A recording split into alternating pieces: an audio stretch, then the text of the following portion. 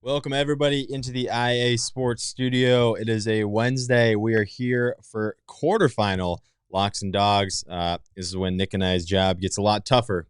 Fewer games to pick. The margins are thinner. And so this is going to be a fun week of picking games. Nick, it's crazy to say, but, I mean, the quarterfinals are here. Yeah, we're already a week away from the Dome, which is it's hard to believe. It feels like we were just here week one not too long ago. It wasn't too long ago.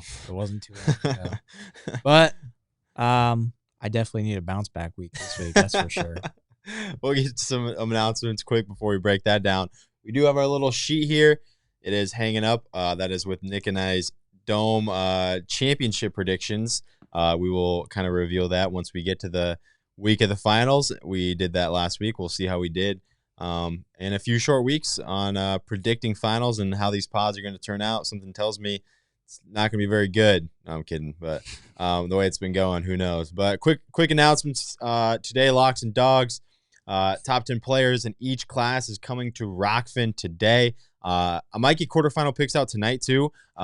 Just waiting on a few rankers to get those back. Otherwise, those will be up tomorrow with explanations. That is, as you can see right here.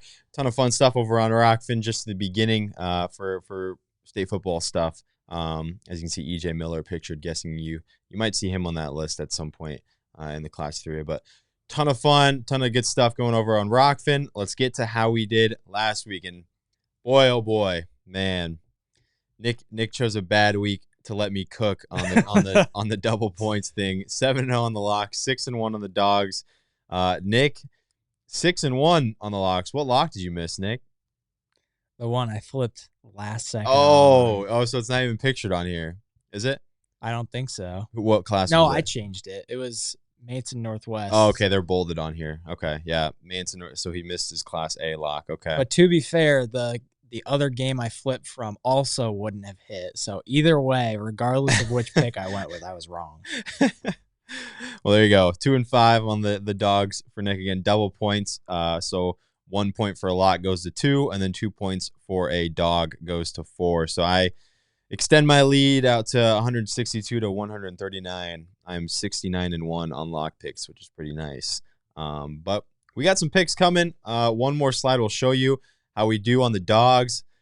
Nick's 8-man struggles continue. 1-9 on the Dogs this year for Nick. That's also my worst class too, is 8-man. Really hard to pick 8-man dog, and it is really hard this week too.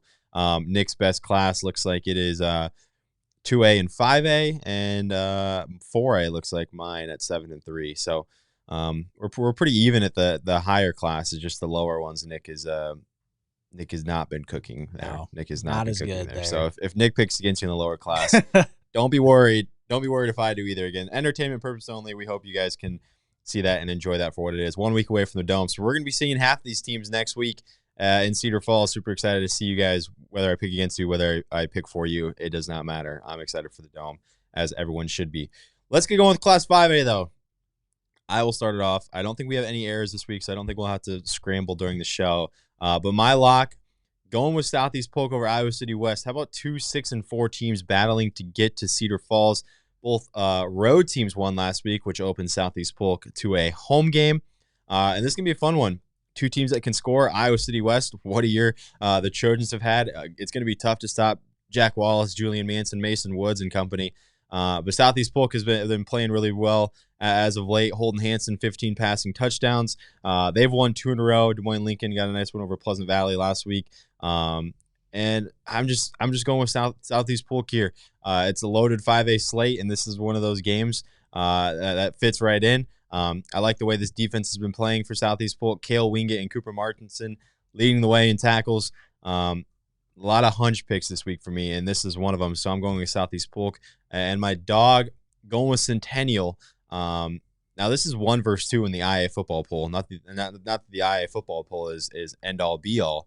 But this is a 1 versus 2 matchup to get the Unidome. Ankeny Centennial, Dowling Catholic. If it was flipped the other way and Dowling Catholic was number 2, I'd probably be picking them. It just worked where Centennial was a little bit lower. This is a rematch. You can really highly expect a super close game. I was at this game the first time these two played. Very competitive. Centennial got out of the gates hot. Dowling clawed back, won in a thriller. I'm expecting another thriller here, but I'm going with Centennial. Braden Jackson, what a year. Talked about him yesterday on my little game-by-game breakdown. 8 yards per carry through 1,200 yards. Chase Kluver throwing it effectively well, 1,300 passing yards, 15 touchdowns, only 4 picks. He's been taking care of the football. And the Centennial defense is one of, if not the best, in Class 5A. Reed Anderson leading the way in tackles. Bunch of guys racking up TFLs. Malachi Curvey, Isaiah Bassett, and Reed Anderson, all with 8 or more. Centennial defense is ferocious. The offense is proving effective coming off a win over Iowa City High. So I'll go with the Jags as my dog pick here. Yeah, Braden Jackson, Rashad Davis, that might be the running back matchup of the year. Yeah, we talked about that yesterday. Two guys having insane years. It's going to be fun to see those guys battle. That'll be a fun one. My lock for this week, I'm going with Iowa City Liberty to get another win over Ankeny. They beat them and earlier this year, which you were at that game earlier in October. That one was still a close game. 28-20 was the game that the Lightning took that one in. Both of them had really impressive weeks. Iowa City Liberty, they beat Hawkeyes last week 31-14. Ankeny beat Linmar 47-21 in a very, very late night matchup in that one. Can't talk about Liberty without talking about Reese Reddick. What an offensive year he has had. 2,300 passing yards, 28 touchdowns through the air. And he picks it up on the ground as well, 390 rushing yards and 6 touchdowns for him. Look for his top target, Dallas Miller. He's got 828 receiving yards on 56 catches. I really like this Iowa City Liberty team. I think this is one of the better Iowa City teams that we've seen in the last few years because, I mean, we all know it. 5A has been dominated by the CIML. But I think the Lightning is really competitive, and I think they showed that against Ankeny a few weeks ago. But don't hold anything back against Ankeny because last year, they were a pretty doubtful team, and they ended up making it to the Dome. They made it to state championships. So this will be a good one to watch, and I think Liberty will get them this time. My dog for this week, this I think will be a really good game for 5A as well. I'm going to take Johnston over the Valley Tigers. Valley, they had a surprisingly close game with Sioux City East last week. They beat them 31-28.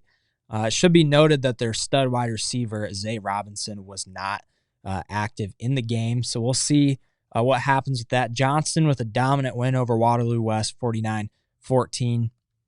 And you know, this guy, Will Nuss, he's been playing quarterback for Johnston for many years now, and he has had plenty of success this year as well. 1,600 passing yards and 16 touchdowns through the air. I really like this Dragons team. They're red hot. They're 5-0 in their last 5 games, 8-2 on the year. I watched them live when they were playing Hawkeyes earlier this year, and I thought their defense looked amazing. One of the best defenses that I watched this year. They were in the backfield all night, and if they can play like that against this really good Valley team, I think they will beat Valley. There you have it. Class 5A. We'll move on to Class 4A, where my lock, I'm going with 2 games that have already happened this year. 2 rematches, starting with Gilbert and Pella. Again, 2 teams within one point in the IAfootball rankings, so this could have easily gone the other way. Going with Gilbert, though, just beat Pella 2 weeks ago, 14-7. Then they beat Waverly Shellrock last week, 21-14. And I mean, you know the story with Gilbert. They're going to run the football, and they're going to run the football a lot. They don't pass the ball much at all. 15 yards per game passing. Yes, I said that right. 15 yards per game passing. But it's worked. I mean, they're rushing the ball so effectively, 3,400 rushing yards, averaging 6.7 yards per carry as a team. Hawthorne has over half of those at 2,100 rushing yards and 27 touchdowns. He's been a dude, but they got other guys around him that can contribute when needed. Rash can make you pay with his legs too when he needs to. Just a really complimentary football team. The defense has been excellent as of late too.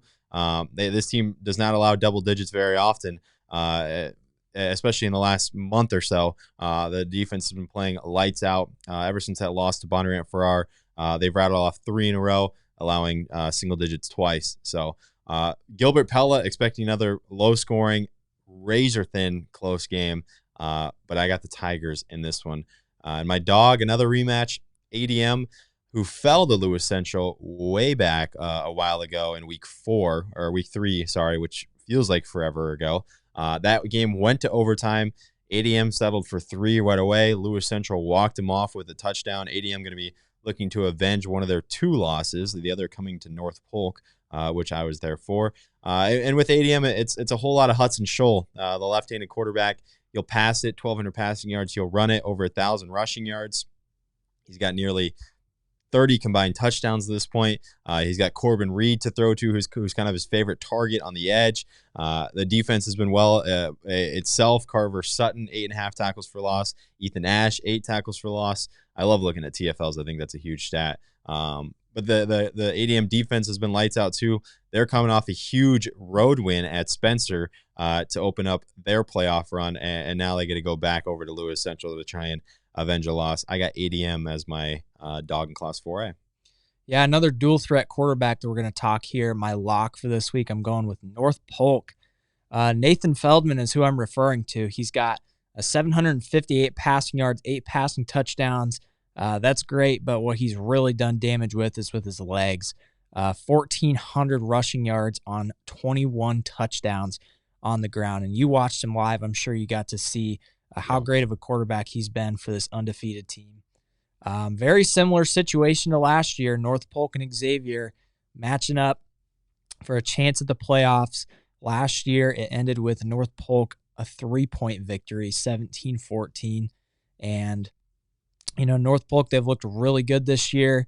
Outside of that scare they had with Indianola about a month ago in a 22-21 win, they've looked really dominant. They've looked like the best team in Class 4A, and I think they'll continue that into this week. So give me the Comets for a win. And my dog for Class 4A, I'm going to go with North Scott. They're taking on Decorah. Decorah had a very close game against Newton last week. Almost an upset. They ended up beating them 15-14, but very close indeed for Decorah. And I just really like North Scott in general.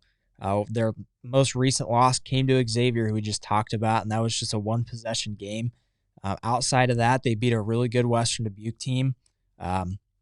Western Dubuque team that I picked last week. And so I'm going to go with the Lancers this time around. I think they look really good at the right time. And at the end of the day, all that matters is you're playing your best football at the end of the year. I think North Scott is doing that. So give me the Lancers to beat Decorah this week. We got every game covered in Class 4A. Yeah. We pick on each one. Way to 2 go. in a row. We did 5A as well. Not quite the same for all the lower classes, so good we're getting that done now. 3A is what we're moving on to now. Going with Sergeant Bluff. Oh, I'm sorry. I didn't change that. But I picked Sergeant Bluff Luton last week. So Wahlert Catholic is my lock. So if you're just skimming through and you're not listening, you're not going to notice that because it says SBL on the screen. But Wahlert Catholic is my lock because I picked SBL last week. The Golden Eagles, though, get a rematch with Independence. Independence coming off a big win over Williamsburg. Wahlert Catholic coming off a 41-0 win over Assumption. Last time these two teams played, it was 17-10. I can expect that kind of score yet again here. 2 stellar defenses. And Wahlert Catholic loves to run the football. Drew Riley, senior quarterback, he's taking care of the ball well. 11 touchdowns and 2 picks. You always like to see that. But the guy that kind of stands out here, a couple of them, Michael Borman, senior running back, 839 rushing yards, 11 touchdowns. And he also leads the way on defense with 77 tackles, 17.5 for loss. Will Welbus also leading the way in tackles with 67. And then Tom Scher, leading receiver, second leading rusher, kind of a do-it-all guy on offense. He's also a big factor over on the defensive end with 43 tackles himself. So going with Wahlert Catholic here. Don't like picking against Indy. I'll be honest, I don't like picking against any team in the quarterfinals. Not easy at this point. But going with Wahlert Catholic as my lock. And my dog, I also have that typed incorrectly on the Class 3A thing, of course. So I do have errors on here, dang it. But my dog in Class 3A, going with Solon. I just saw Humboldt last week. I was very impressed. Won just a gritty game against Clear Lake. But just kind of how the slate turns out, I like Solon a lot. I got to see this team in person as well. Another grimy, gritty team that goes and wins in the trenches. I can expect a really low-scoring game in this one as well, just because of how these two teams play. You're going to see a lot of Eddie Johnson, over 1,100 rushing yards, 18 touchdowns. Ty Bell, 19 passing touchdowns himself. Solon's defense is kind of where they make their name. Kyler Jensen leading the way over there. Gave up 27 points to Benton last week, but that's kind of a rarity. A lot of single-digit defensive performances for this team this year, including a game over Mount Vernon where they held them to 6, and we're seeing how potent Mount Vernon is at this point. So going with Solon here on the road against Humboldt, not an easy place to go and win, but I'm going with the Spartans. All right, my lock for this week, I'm going with Mount Vernon. Listen, I don't like picking against Algona. I think Nathan Mansky is a guy who's really stepped up in a spot. I've mentioned before Alex Mansky. My heart goes out to him. His season ended with an injury, but Nathan Mansky's done a really good job for Algona. They beat Harlan 49-6 last week, a really good win for them. But Mount Vernon, man, they are looking like one of the best teams in the class. Kellen Haverbach Jr., like I've mentioned earlier this year, he has been a great substitution that they've had to find in place of Joey Romberg last year. 1,800 passing yards, 21 touchdowns for him. They beat Carroll last week 42-6. I'm sorry, Cade. I know. I'm sorry. I had to bring it up. But yeah, like I've said, their one loss this year is to like you just talked about, a really good Solon team. I really like Mount Vernon this year. I think that they're definitely a dome team. They've got the personnel to do it. I do want to quickly talk about, they have a very stout defense, several of them in the leaderboards in the Class 3A. I'm going to pull it up really quick. I'm pretty sure that they have 3 defensive players that are right in a row for Class 3A in tackles for loss, and which is just really impressive to put that kind of 4 players, Cale Riniker, Nova Lane, Ethan Wood, and Kaysen Curon, 1, 2, 3, 4 in sacks right in a row there. So really good defense, very solid offense. I'm going with Mount Vernon, and I'm going to go against Cade here. I'm going to take Independence for this game. I picked against them last week with Williamsburg. They obviously proved me wrong. They really turned it up another level there late in the game, and they ended up winning 21-14 against who I thought was one of the best teams in the class in Williamsburg. I was really impressed. Independence, another team that's got a really good personnel on offense with E.J. Miller, who we've talked plenty about this year. Very good quarterback, Brady Kurt, his top receiver. He's got over 1,000 receiving yards and 10 touchdowns for him. And Tate Wood, a linebacker, he leads the class with 110 total tackles on top of 10.5 tackles for loss. Independence, I think they're a lot better team this time around. Playing Waller, they lost in their last match. I think they're red hot, and I think the Mustangs are going to the Dome. I like it. Nick trying to build some points back before we get to the Unidome, going right against me. I got to try. Dig it. Moving on to 2A, going with Van Meter as my lock. Got a tough matchup in Anamosa. Anamosa's been playing really, really good football as of late. That team's scorching hot going into this quarterfinal game. But Van Meter, man, this defense has just been lights out, pitching a shutout in 50% of the games they go out and play. That's pretty nuts. Half the time this defense goes out and plays, they don't allow a single point. Cole Moore leading the way, 23 TFLs on this defense. Tate Doggett, 48.5 tackles. They just got a lot of contributors offensively. I talked about this yesterday on the game-by-game breakdown. Nothing outlying statistically on offense for Van Meter, but that's just because they can beat you in so many ways. They've got so many guys that can contribute. Jay Haley under center has been really good, 1,300 passing, over 400 rushing. Garrett Cole, over 700 rushing and 16 rushing touchdowns for him. They have a lot of guys contributing on the offensive end. Looks like close to 10 guys that have scored a touchdown at this point for Van Meter this year. So they got multiple ways to beat you. They kind of lull you to sleep. They play physical, and they try to just kind of wear you down on the ground. So going with Van Meter over Anamosa, expecting this to be a closer game than Van Meter is maybe a little used to, but I still think the Bulldogs punch their ticket to the Unidome. And my dog, a little bit of a shocker here. 2A is tough to find a dog this week. This was a tough one. Like we talked about yesterday on the breakdown. Yeah, there's definitely a top 4 here and then a bunch of contenders trying to knock off these top 4, which is not like that in all the other classes. But going with North Fayette Valley, the Tiger Hawks, 1 loss in the year, and it just so happens to come to Independence way back in week 1. Since then, NFV has played extremely well. They've won a lot of these games handedly. They beat Crestwood for the 2nd time last week, and they got a good squad. Declan Hines leading the way, 16 passing touchdowns. Lincoln Eichelman is approaching 1,000 yards himself, and the defense has been solid. Cale Richter approaching 1,000 receiving yards. They kind of got that big 3, and then a bunch of guys on defense. Sophomore Ryan Griffith leading the way in tackles. Cale Richter also contributing on defense with 11.5 TFLs. Just a lot of guys contributing here, and Spirit Lake has played some close games down the stretch, and I'm expecting this to be another one, an especially close game. And I got the Tiger Hawks with a little bit of an upset going into the Unidome. I'm going to go right against you right away here. There you go. I'm going with Spirit Lake as my lock. Really, I think Spirit Lake, they've been one of my favorite teams in the class to go to the Dome this year, and I think that continues into this week. Caden Lunt, he has been stellar. He's coming up on 2,000 yards here shortly through the air and 30 touchdowns through the air. J.D. Schneider has been a difference maker for them on defense with 15 tackle for loss, including 2 sacks. I think Spirit Lake has just been really impressive, and like you mentioned, a team that lost really early in the year. They lost the first game of the season to Algona, and they kept it really close with, obviously, what we know, a fantastic Algona team. And they haven't looked back, 9-0 since then. I think this will be a really close game.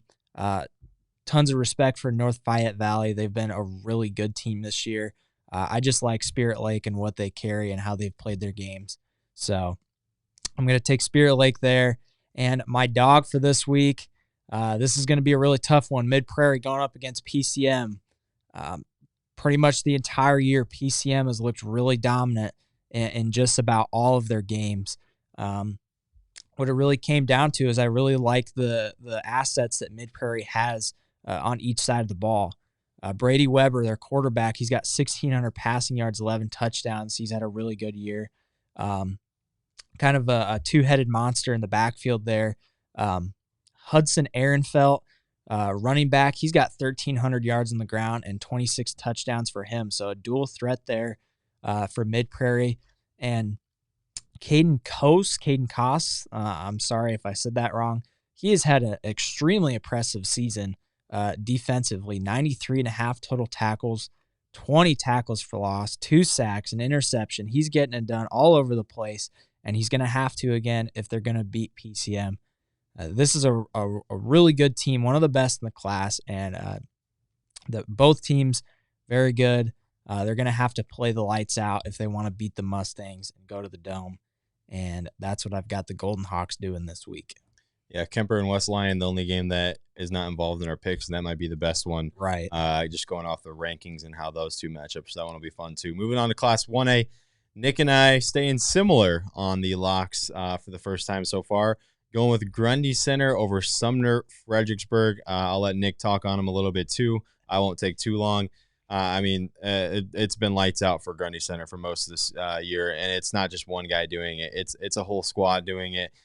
This team is dominant offensively. This team is dominant defensively. They've only allowed double-digit points on defense twice, and they've scored 40 points in all but 3 games. Hudson, South Hardin, and Dyke New Hartford. And they scored 21, 35, and 35 in those two. So lowest scoring game was 21 points, and that was way back in week 1. Ever since then, 35 or more, and it's a plateau of guys doing it. So Nick and I both going with Grundy Center. I'll let him expand if he wants to. But my dog going with a team looking to avenge a loss, and that is Wilton and the Beavers. Now, Wilton coming off a game against MFL Marmac, which I was expecting to be close, and it was not close. 40-14 win over MFL Marmac for Wilton. They're looking to get a win over Regina, whom they lost to by 12 just a few weeks ago. That was 8-20, and Wilton's going to go back to Regina and try and bounce back and get that win back on the way to the Unidome. They got a few guys on offense leading the way. Drew Keith at quarterback, he just hit 20 passing touchdowns. Owen Hassel, the running back, just hit 20 rushing touchdowns. Both those guys seniors, looking to lead the way. Plateau of receivers helping contribute. And the defense has been really solid as well. 18 TFLs for Parker Carpenter, 11.5 for Carter Drake Metzger, and then 10.5 for Damian Pastel. So a lot of guys contributing. That's not even mentioning their tackle leader, who has 70, and Hayden Hill, the junior. So Wilton, this is a deep squad, up and down, offensively, defensively. No matter which way you put it, they have marquee wins all over their schedule. And now it's coming down to this one, and they're going to have to beat a good team twice. I'm a huge fan of Regina. I've liked following them all year. It just so happened where Wilton is a lower-ranked team, so I get to pick them. If it was the other way, I could very well be Regina. So two teams that you don't like to see clash before the Dome, but they got to, and that's how it's going to go. Yeah, I was kind of looking at that game too. Yeah, really impressive win for Wilton. They're looking red hot going into this game. Yeah, I won't say much. Sorry, Sumner Fredericksburg. I wasn't familiar with your game. I picked against you, and you proved me wrong. Trying to do it again. I'm sorry again. It's really nothing personal. It's just Grundy Center, the wire to wire. I think they've been the best team in the class. They've been dominant in just about every single game that they've played, even against some of the other best teams in the class. They've looked really good. I mean, across the lineup, offense, defense is a really good Grundy Center team. And I just like them in this matchup. Again, no personal feelings here. I'm going against Hinton again this week. Nick just loves to pick against the same team. I feel bad. There's not a whole lot to pick from 1A. There's a lot of close games. They keep beating you, though. And they keep beating me. But I picked them as a dog against OABCIG a few weeks ago. And there you go. So we have to get some Hinton people commenting on their opinions on Nick. Hey, if you're from Hinton, let me know if you're rocking with Nick or not. If he's crossed the line yet. Did I break our trust together since I picked against you twice? I don't know. But I'm going with Underwood.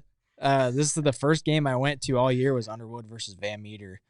And they had a really rough start to the season. Everybody knows Underwood really struggled to start the year.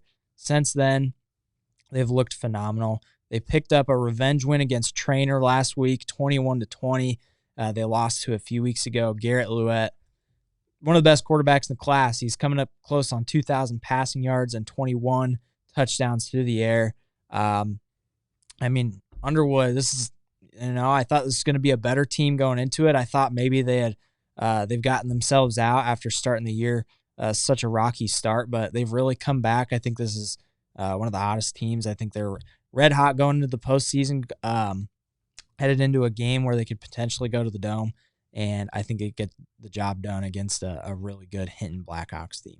Yeah, it's one of those where here they are, Underwood. If you wrote them off, they didn't write back. That's because here they are, not the prettiest record, but you're 4 quarters away from the Unidome, and once you get to the Unidome, no one cares about your record. That's right. We'll move on to Class A, though. And let me tell you, as a Class A football connoisseur, this Class A slate is going to be a ton of fun. A lot of good games here, including a state title rematch from last year, which I will get to shortly. But starting with my lock, going with St. Ansgar, who Nick also just loves to pick against for whatever reason, and they love proving him wrong. St. Ansgar, 1 loss in the year. That came to by 1 point way back in week 2 to West Hancock. Since then, it has been lights out for the Saints, and now they get Maquoketa Valley. Maquoketa Valley, another team I think is really underrated. I don't like picking against Maquoketa Valley, but I got to pick against somebody, and it just so happens to be them. That defense that the Wildcats bring in with Mr. Beats is lights out, and these are 2 defenses that perform at a very high level. But offensively for the Saints, Jay Schweisau, Corbin Michaels, the junior running back, those 2 are going to have big parts. But it's really the defense that impresses me the most. Handful of guys with 8 or more TFLs. This is a committee on defense led by the running back Corbin Michaels, Joe Clevenger, the junior, 2 juniors leading the way in tackles. Expecting this to be a very low-scoring game here in Class A, as I think a lot of these will across the slate, just because of how impressive these defenses have been. But I've got Ansgar here to punch their ticket to the Unidome against a good Maquoketa Valley team. And my dog, going with Woodbury Central. I wanted to make a pick on the state title rematch. I think I have to, and this is the way I went. Going with the Wildcats. Looking to avenge a loss in the Class A state title last year. Like I said, that was a really, really good game. One of the best across the slate last year. And Woodbury Central's catching fire. They just avenged one of their regular season losses. They lost to Galen Catholic by 1 in the regular season, bounced back, beat them by 2 last week. That's a tough team to beat, and they did it. And now it gets a little tougher with West Hancock. But with Woodbury Central, quarterback, Nick, are we going to say his name correctly? Jackson Verscore. I'm sorry, that was mean. But third time's a charm. There you go. Sophomore quarterback, 17 passing touchdowns, 2 interceptions. I like the dual threat that this offense brings. Zach Butler, one of the best running backs in the class. They got a handful of receivers that can beat them as well. But it's going to be tough to start that West Hancock offense. They run the ball effectively, and they know that they're going to go and do it. So these are two styles contrasting here in the quarterfinals. And something's telling me Woodbury Central here. But West Hancock, that's not an easy team to beat. Yeah, I wanted nothing to do with that game. That really could go either way. It really could go either way. Yeah, like you said, I think that'll probably end up being one of the best matchups in the class. My first pick here, I'm going to go with ACGC. I've really liked this team all year. Again, kind of a similar team, I think, to Grundy Center, where just wire to wire. They've won pretty dominantly in just about every single game. Their defense has played really well, and obviously their offensive output is close to unmatched. They're a really good team. They take on Tri-Center, who I've picked for several times this year. Very good team, but the Chargers, man, they look really good. Mike Fuller is their guy in the backfield on a rush-heavy team. He's got 1,200 yards on the dot running back there for them with 13 touchdowns on the ground.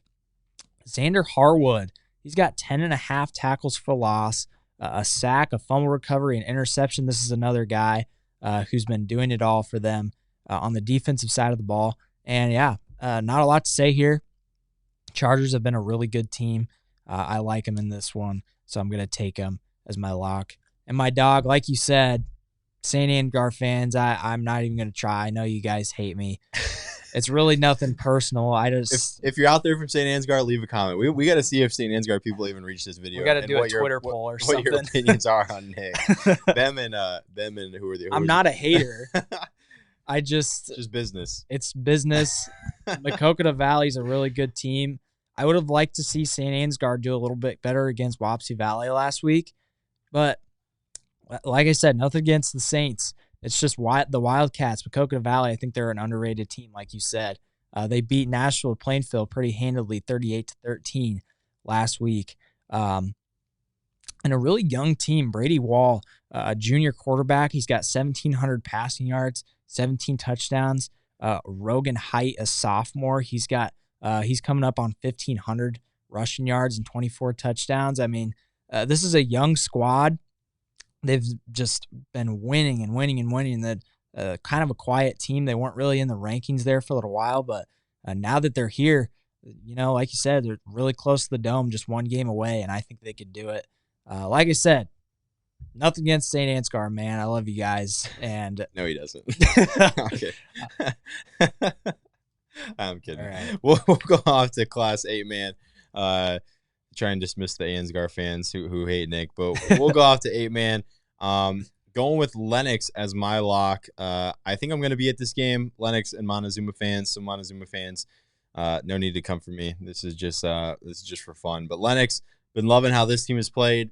They've basically dismissed every opponent they've played. Nothing really close in their schedule. If I'm being totally honest, like it's been wide margins of victory. I think this is going to be a good game though. Montezuma, Brady Bolton, they're coming in playing hot. And it's going to be a tall task. Gabe Funk, though, leading the way, senior quarterback for Lennox, 17 passing touchdowns, only 1 interception. He also leads the way in rushing. He's got 22 rushing touchdowns. Jordan Martin England with 800-plus rushing yards and 18 touchdowns himself. The defense for Lennox has just been lights out, too. And for an 8-man defense, yeah, you don't see that a ton. 4 guys with 10 or more TFLs. Owen Grudman, Jordan Martin England, Brody Brokaw, and Chase England. So a lot of guys contributing on this defensive end. A senior-heavy team for an 8-man squad, which always bodes well in the postseason, I feel like, and that does not change here. So going with Lennox as my lock. My dog, I think Nick and I are going similar here, going against Bishop Garrigan, which I don't like because Garrigan players know at the Dome how much crap they gave me last time when our 8-man ranker picked against them, and they went and won it all, and they proved us wrong, and so they're going to get a chance to do it again. So Golden Bears, here's the bulletin board material because Nick and I are both going with Edgewood Colesburg here. Again, nothing personal. This is for fun. Please don't take it too seriously. But going with Edgewood Colesburg here. Price Rockford having one of the better, probably the best 8-man statistical season amongst all of 8-man, athletes. He's got over 50 total touchdowns, 2,500 rushing yards. He also throws the ball as well effectively. And Edgewood Colesburg has just been a quiet machine. And now here they are looking to punch the ticket to the Dome. Nick, I'll kind of let you advance on that too, since you have the same pick. Yeah, and I do want to mention that Price Rockford, who you just talked about, also has been leading the way on defense. Yeah. He's got 72 tackles, 7 tackles for loss, 2 sacks, and I think a really interesting stat, 4 fumble recoveries and 3 interceptions. There you go. So forcing turnovers and not giving up the ball on the offensive side, that is a really valuable player that the Vikings have. What a year that he has, and like you said, nothing against Bishop Garrigan here. They're a really good team. And I think this will just be a really good game in general to watch. My lock for this week, I don't like to consider this a lock. This is one of those games that it could really go either way, but I'm going to go with Remsen St. Mary against Audubon. Remsen St. Mary, just a team with a lot of postseason history behind them. This is a team, a school that knows how to win when it comes to the most important time of the year, and that is right here, right now. This is overall just a balanced team, 1,000 team passing yards. Landon Walschmidt with the most, 812 through the air and 11 touchdowns, and 2,200 rushing yards. Also, the leader with Landon Walschmidt there, 930 for him, and 29 on the ground. So I don't know. I like the Hawks here, and like I said, I think that I'm going to bet on the postseason history that they have, one of the most winningest programs in the sport in Iowa high school football history. So I'm going to take Remsen St. Mary's to go to the Dome against Audubon. Yeah, I talked about it yesterday on the game-by-game breakdown, but Audubon and Remsen have played some massive games over the past decade plus, whatever it may be, quarterfinals, semifinals, finals. Those two teams very familiar with each other in the spotlight, and so they get another chance to do it. But appreciate everyone for tuning in. Stay tuned to Rockfin. Top 10 players in each class coming your way. Let's get some people in the comments whether you're rocking with Nick or not. I'm kind of curious on that. But I appreciate y'all for tuning in, and we'll catch you next week for Dome breakdowns. Crazy.